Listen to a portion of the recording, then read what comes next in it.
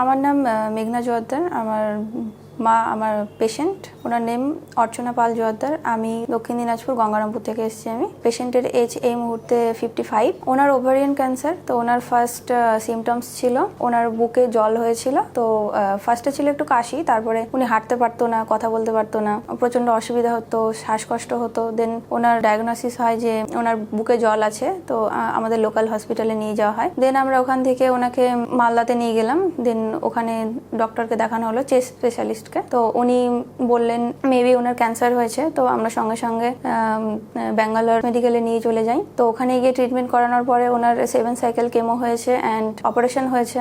দেন উনি 7 মান্থ ভালো ছিলেন। দেন আবার ওনার ক্যান্সারটা ব্যাক করে। ওনার ক্যান্সারের স্টেজ ছিল 3C।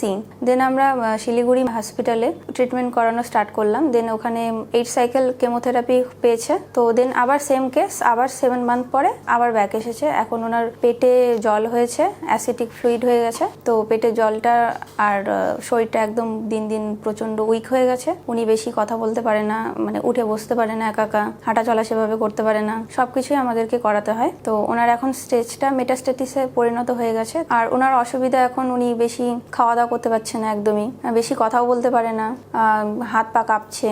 ওনার এটা সেটা প্রবলেম লেগেই আছে অনেক দিন থেকে। মোটামুটি 1 মাস থেকে আমরা পেশেন্টটাকে নিয়ে ভুগছি। আইসিইউ থেকে বের করছি, আইসিইউতে ঢোকাচ্ছি, সুগার ফল করে যাচ্ছে, কখনো ব্লাড কমে যাচ্ছে। তো এগুলো লেগেই আছে পেশেন্টের, মানে প্রচুর প্রবলেম।